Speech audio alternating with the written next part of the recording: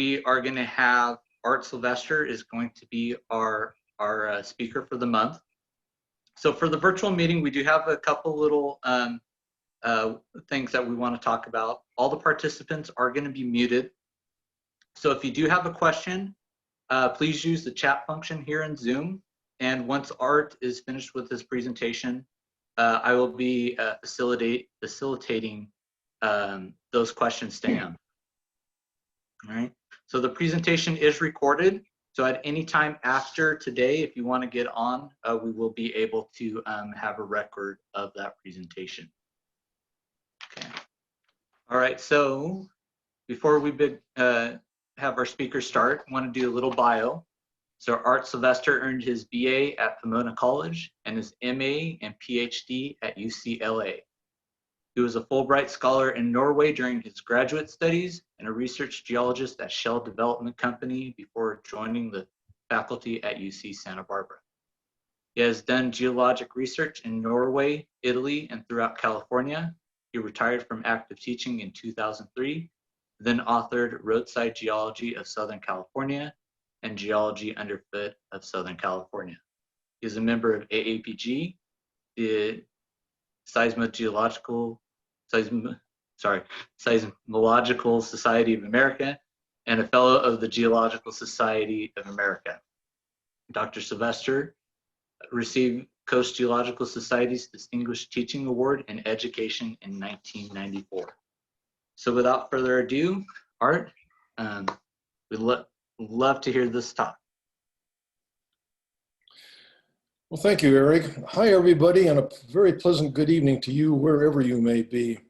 That's how Vince Scully would begin an evening, but he's retired and so am I.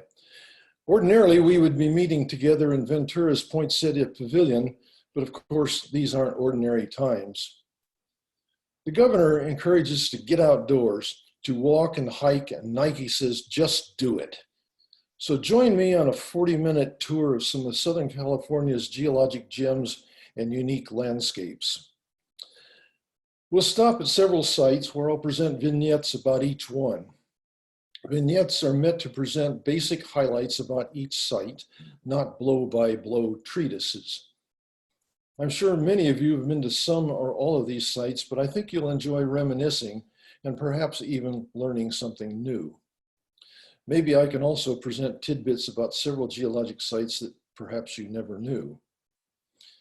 My objective this evening is to pique your interest to visit or revisit one or all of these sites. With that introduction, let's start our virtual tour at a very controversial site, the nuclear generating station at San Onofre. Since the plant was first proposed in the late 1950s, until it was shut down in 2013 and decommissioned just last year, the worry has been that the nearby Christianitas fault was active and would cause an earthquake that would damage the nuclear power plant. Discussion then centered around what determines whether a fault is active or not. Let us visit the fault and see the evidence that bears on that question.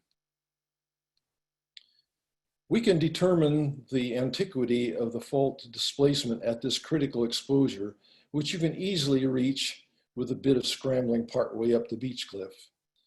The Christianitas fault separates yellow sandstone of the Pliocene San Mateo Formation from Miocene Capistrano shale. You can trace the fault from the beach all the way up to the base of a cobble-rich Quaternary alluvium, which is not broken by the fault. So geologists, when was the fault last active? Well, the answer, of course, is before the cobbly alluvium was deposited. And when was that?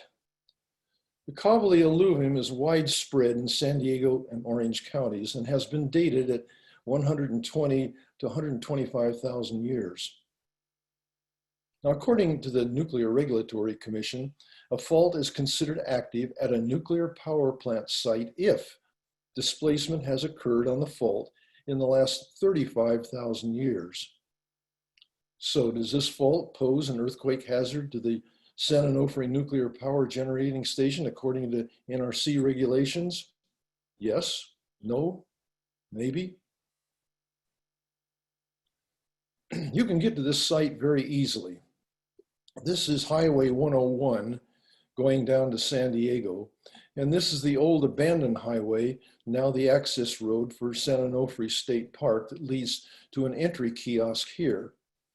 You go there, you pay a parking fee, you park your car, and then you take an access trail down this landslide scarp to the beach, and then you walk about 1/3 of a mile to the north edge of the landslide.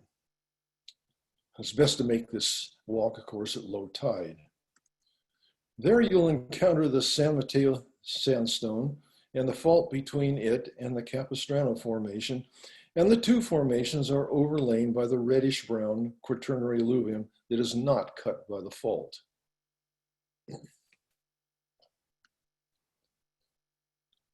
Well, let's go to another site which did fail, but not as a result of an earthquake. The St. Francis Dam, which failed catastrophically one night in 1928. The site is in a narrow part of San Francisco Canyon near Santa Clarita, and it is perfect for a reservoir because a relatively small dam can be constructed in a relatively narrow part of the canyon, and upstream there will be a large reservoir area. But aside from that hydrologic advantage, several geological things are wrong with this site. You can easily walk through the dam site on this abandoned road and inspect the rocks and the remnants of the failed dam and see some of the main factors that may have contributed to the dam's failure. The first thing you might notice as you walk along the road is that there's a fault that goes right through the dam site and separates Mesozoic Polona schist from Oligocene Vasquez Formation. Well, the fault by itself isn't really a problem. Many dams have been built upon faults and haven't failed as a result. It's the rocks themselves which are the culprits at the St. Francis Dam site. Well, there are better rocks for a dam's foundation than Polona schist and Vasquez pebbly sandstone, but at first blush, they aren't too bad until you look at their geologic setting, their structure, and their lithologic character. This cartoon views the dam and its foundation rocks looking upstream. The dam was built on Polona schist, which is prone to sliding into the reservoir because its foliation dips downslope into the reservoir and beneath the dam. The Vasquez Formation dips downstream and consists of friable pebbly sandstone cemented with gypsum. Gypsum expands upon hydration, causing the rock to disaggregate. The fault is not really a concern because downstream, it is overlain by unfaulted 10-million-year-old Monterey Formation, and there was no earthquake at the time of the dam's failure on this or any other fault. Well, let's go somewhere now without such grim stories and have some fun looking for pretty rocks. I'll bet 30 cents every one of you has picked up a pretty rock or a pebble somewhere, sometime, so you gotta love Moonstone Beach up near San Simeon. Pick a nice, calm, sunny day with a low tide, best after a storm, and stroll leisurely along the beach. Look in the re-entrance along the beach cliffs and among the logs and find displays of pebbles like this one.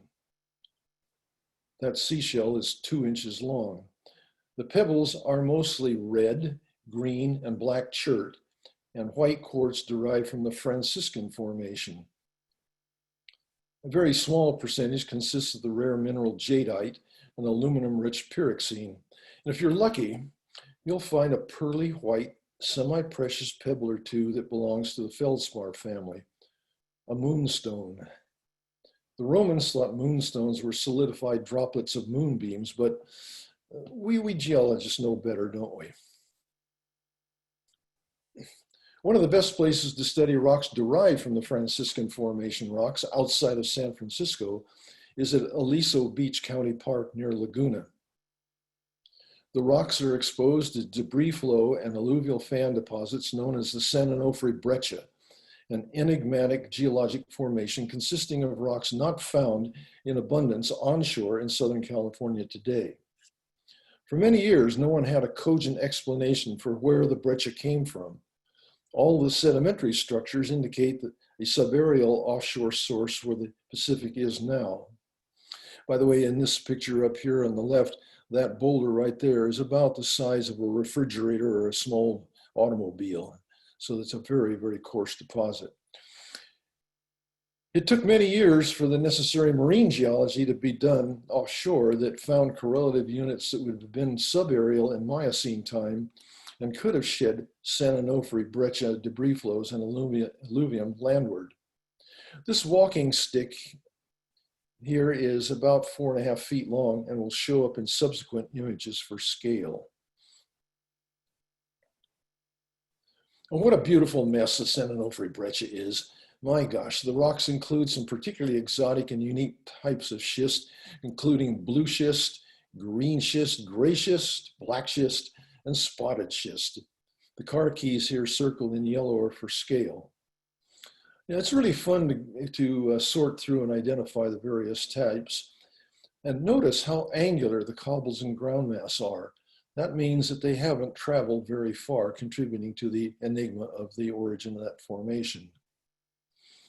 Now, besides the unique rocks, you can study faults that juxtapose different facies of the formation and really interesting sandstone dikes that are really quite plentiful within the matrix of the rocks. You know, this is a great place to take a student field trip to see some fundamental geology, as well as to unravel the geologic mystery of the San Onofre breccia.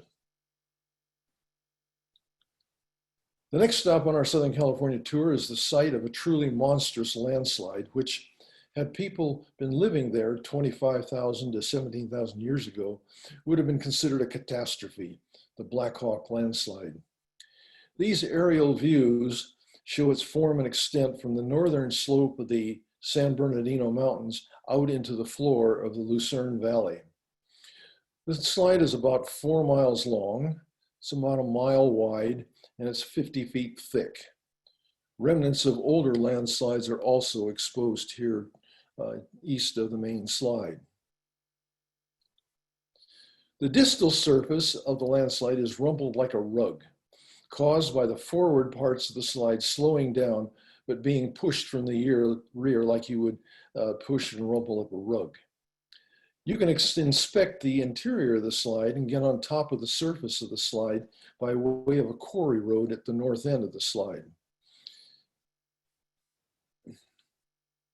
In the quarry, you're going to see that the landslide consists of an astonishing 10 billion cubic yards of shattered rocks, mainly limestone, which is well exposed in the quarry walls like this one. There is that 4.5 foot long walking stick for scale. And you be careful walking around these quarry walls because they could collapse at any time. This one over here is a drone's eye view of the rumpled surface of the slide. The light colored areas here are playas with freshwater gastropods that were used to determine the minimum age. In the background is a hill that a slide flowed up and over. This hill right here. It flowed up and over, and the speed of the flow is estimated to have been from 75 to 170 miles per hour. Although no one was there to see it, Ron Shreve, a UCLA geophysicist, postulated that the slide trapped a cushion of air beneath it when it free fell 3,000 feet from the Blackhawk Mountain and then flowed down and across on a very gently sloping desert floor on that air cushion. Now let's take a hike in one of my favorite places, the Devil's Punch Bowl County Park on the north slope of the San Gabriel Mountains near Pear Blossom. The main geologic structure is a syncline in Miocene sandstone bounded by the San Andreas Fault on its northeast side and a wide zone of crushed basement rocks on the southwest side, the Punch Bowl Fault Zone, which is a remnant of an ancestral strand of the San Andreas Fault. You can drive your car up this road here to the visitor center at the end of the road. You can park there and then take an easy mile-long hike among the rocks near the visitor center. Or you can do a 7-mile round trip from the visitor center on a good trail that goes along the upper edge of the syncline and offers splendid views out over the Mojave Desert. Take your own water and plenty of it, because it's not available at the visitor center or along the trail. Some streams in the canyons will have water, and some have pools big enough for skinny dipping. Now, before you take a hike, have a look at the low wall adjacent to the parking lot and see a splendid display of the different kinds of basement rocks that make up the San Gabriel Mountains. They include San Gabriel gneiss, anorthosite, granite, and low granodiorite, which is this speckled one here. It looks like the speckled back of a trout. Very distinctive rock. You'll notice it and figure it out anywhere you see it. The long hike will take you to some excellent vantage points to see the Punch Bowl Fault here between the white Precambrian and Mesozoic basement rocks of the crush zone and the pink sandstone of the Miocene and Pliocene upper Punch Bowl Formation. The short hike will take you among picturesque Punch Bowl sandstone outcrops in the syncline. This is a very fine place to take your family for a day. I highly recommend it. Southern California has several of the most picturesque sand dunes in the US. Kelso Dunes south of Baker are among the highest and most extensive sand dunes in the Mojave Desert. The sand is derived from the Devil's Playground, which is the terminus of the Mojave River. Large areas of the dunes are black with grains of magnetite, so much so that an enterprising fellow claimed the dunes with the idea of quarrying them and separating the magnetite from the sand to sell the magnetite for industrial purposes. Fortunately, he wasn't successful and it didn't happen. Much closer to most of us in Ventura and Santa Barbara are the Guadalupe Dunes, just 5 miles west of Santa Maria. They're one of the largest dune fields along the North American coast. The light-colored sand along the shore here in this high aerial view are the active foredunes. The inactive dunes have a cover of vegetation, and then old dunes underlie the Nipomo Mesa and much of the agricultural area along Highway 101 south of Santa Maria. These dunes are much cooler, especially in the summer, to visit than Kelso Dunes, but no less interesting and fun to explore, especially at Oso Flaco Lake and its boardwalk.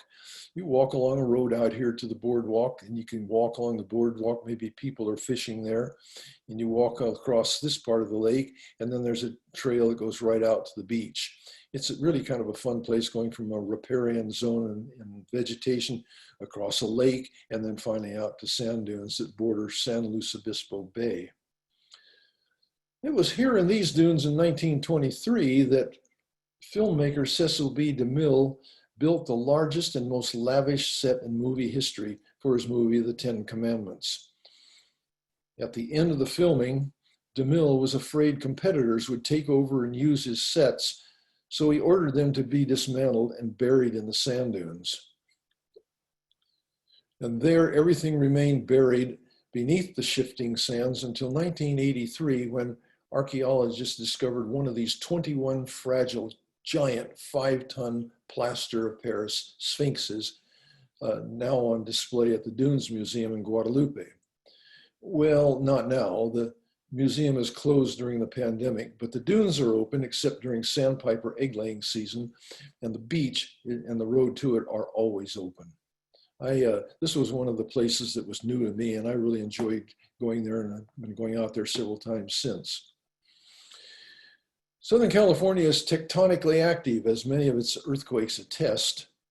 But Southern California has several anticlines that are growing at the same time rivers are trying to cut across them. Some of the anticlines have grown faster than the rivers can cut across them, causing the rivers to shift their courses so that former river courses across the anticlines are now high and dry notches in the crest of the anticlines. Dry ones are called wind gaps. Ones still with water in them are called water gaps. Here at Wheeler Ridge, south of Bakersfield, the biggest notch is a wind gap. next notch down, next youngest one is a just recently abandoned water gap. And then the latest notch across the anticline is a water gap. The shape of Wheat Ear Ridge clearly mirrors the asymmetric form of the anticline as outlined by the array of dots here. The gorge, with a automobile circle down here in white for scale, is the trace of the penultimate water gap across the anticline. Today, only the largest of floods still use this canyon. It's largely abandoned in favor of a newer, smaller creek farther east on the growing, propagating east end of the anticline. Now you can drive over and around the anticline to obtain these and other spectacular views, but you cannot drive the length of this canyon anymore because recent floods have cut out parts of the road. If you're going to drive this, it would be better to go with a high clearance vehicle, sometimes possibly with four-wheel drive rather than just a plain old Cadillac streetcar. The oldest and largest of the abandoned wind gaps is occupied by the works of the California Aqueduct. The pumping plant at the base of the hill pumps water uphill through these flumes to an altitude so that the water can continue to flow downhill and down to the south end of the San Joaquin Basin, where another pumping plant boosts the water up and over the Tehachapi Mountains into Antelope Valley. You can drive this road here over the anticline and into the wind gap and look at the rocks in the core of the anticline. Well, it's Rainbow Basin, where you can take an extended hike among several beautiful geologic structures. The basin is located about 10 miles north of Barstow and exposes Miocene sedimentary rocks. The Barstow syncline is one of the most picturesque of all its structures. A person here in the middle is right there, that little black spot in the image gives you some idea of the scale of that beautiful syncline.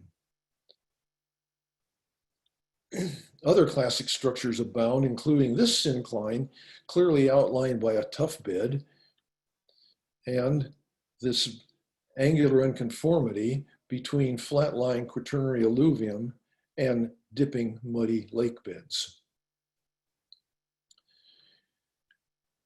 Well, the volcanoes in the Mojave Desert east of Barstow are one of my favorite places in all of Southern California to explore. Go there in cool times of the year with plenty of gasoline and water. One of the easiest volcanoes to access and explore is Amboy crater out on old Route 66, now called the National Trails Highway. You park your car just off the Route 66, you walk across this lava field here around the end of the volcano. Then there's a trail that goes up into the crater. You can, rather than go all the way into the crater, you can take a hike up around the rim of the volcano and then down into the crater.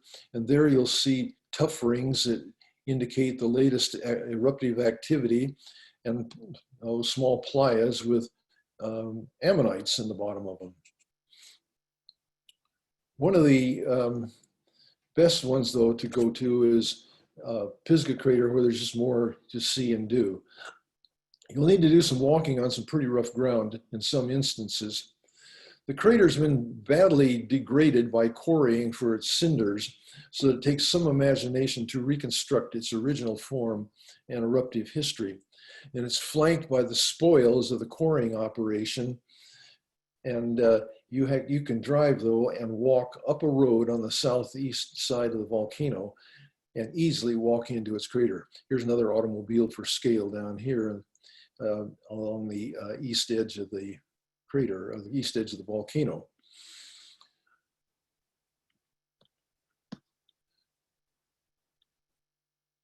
Now you can walk on Pohoihoi lava that flowed upon A'a flows. The orange spot here in the middle of that photo is a standard size knapsack for scale. But elsewhere around the volcano, you'll see some of the prettiest ropey lava surfaces outside of Hawaii. This is just a great place to go. And when you go there, there also is a favorite place for spelunkers, people who explore caves, because there are lava tubes abounding at Pisgah crater. This one here, you could probably drive a bus down through the center of it. It's so big. There are unique lava forms can also be found and studied there, including hornitos.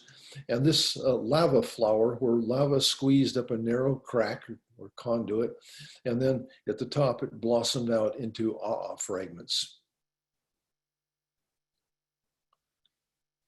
Well, this site was new to me, another volcano set.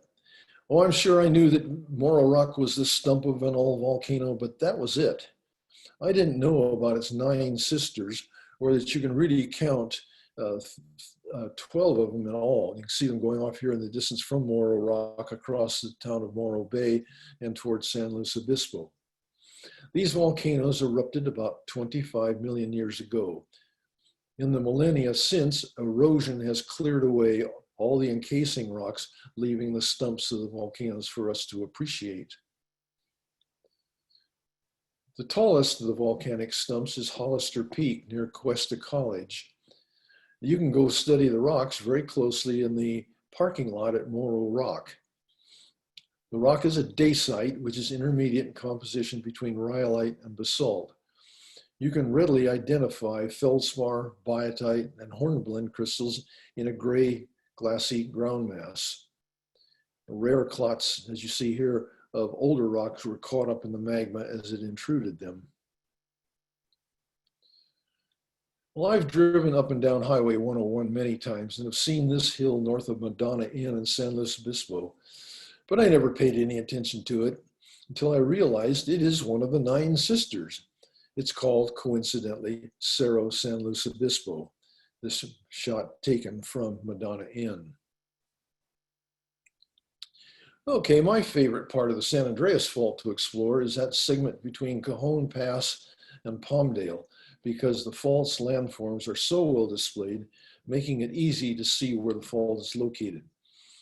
Indeed, there are places where you can straddle a fault, putting one foot on the Pacific plate and the other on the North American plate. Let's take a closer look at it. This aerial view looks down on the fault as it stretches northwest from San Bernardino across I-15 and up Swarthout and Lone Pine Canyons to Wrightwood.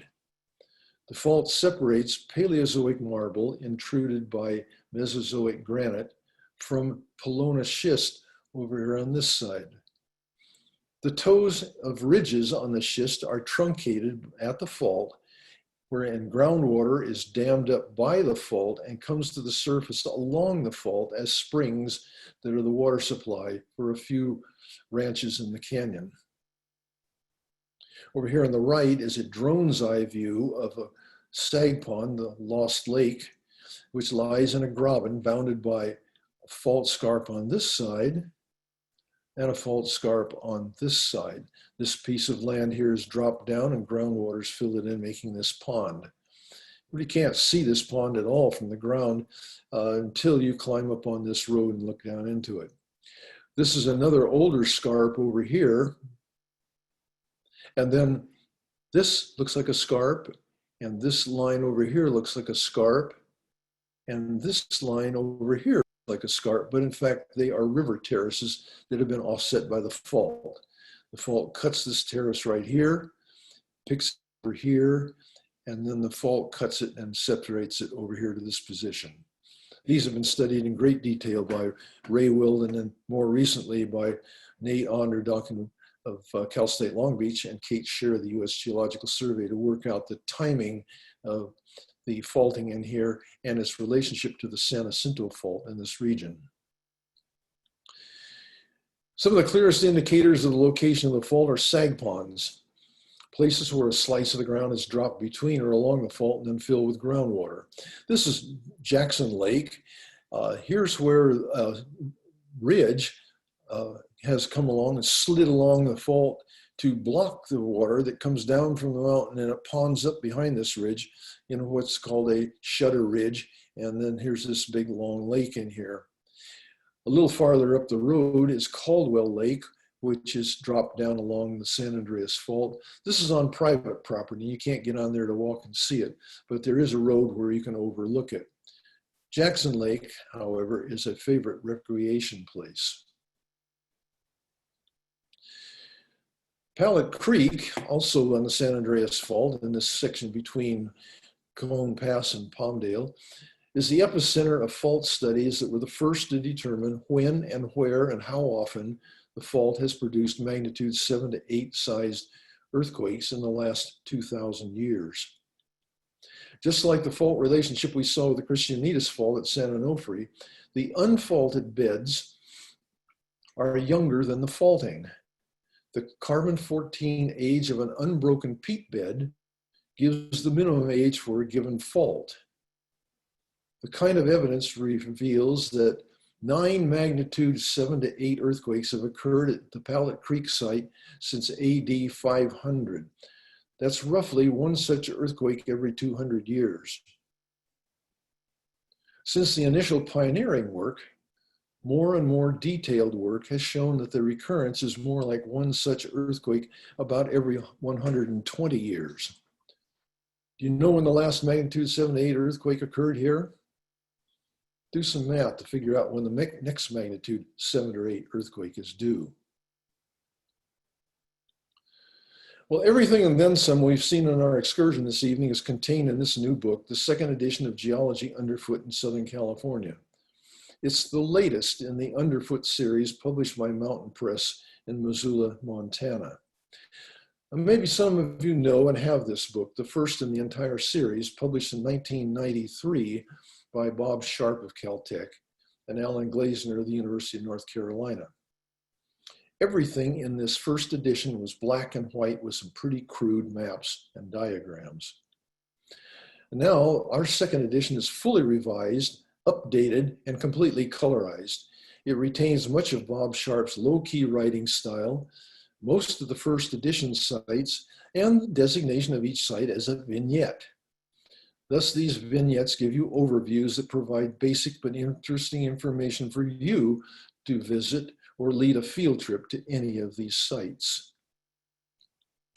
The 21 vignettes range all over Southern California, from Moonstone Beach up here near San Simeon, to Torrey Pine State Beach down here near San Diego, to Mitchell Caverns in the eastern Mojave Desert, to as near home as Ventura and Santa Barbara. The Salton Trough is not represented in this book because it is adequately covered in our Roadside book. The book benefits from the immense cartographic talents of Libby Gans, her splendid map of the route to the Morro Rock, and her cartoon of the stratigraphic section at Torrey Pine State Beach are but two examples of her many maps and diagrams in this book.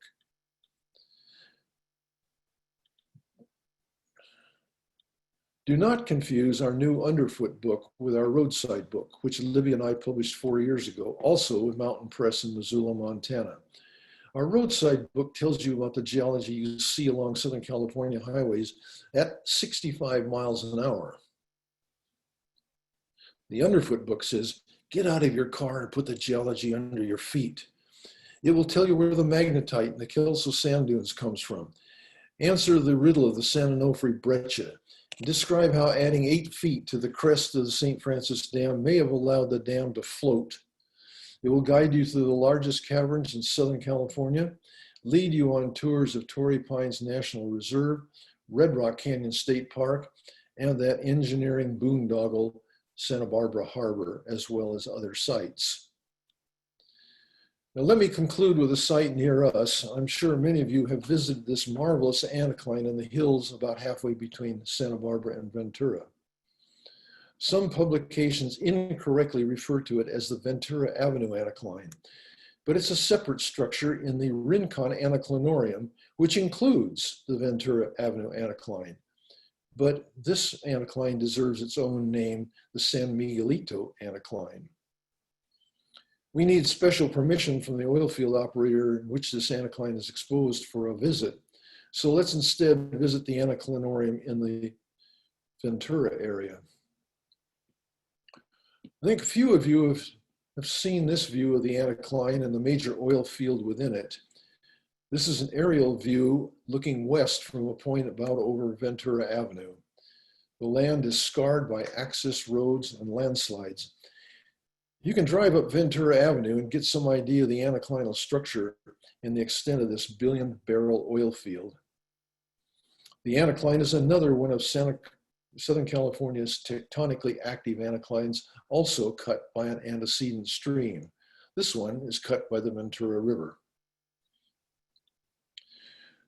Now, I recommend you terminate your tour just as I terminate this talk at Grant Park, where you will have some magnificent views of the coast, but also evidence for the recent uplift of the anticline.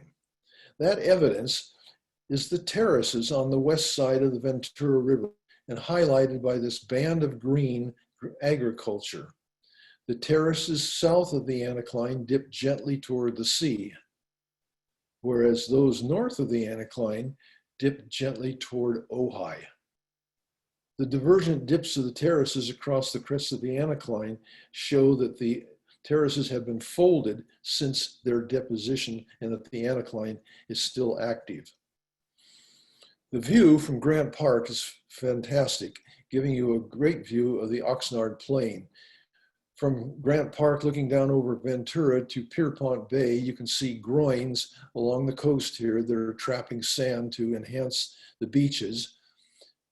Ventura Harbor, the power plant down near Port Hueneme, and then Port Hueneme down here at this end, the Oxnard Plain, and the west end of the Santa Monica Mountains.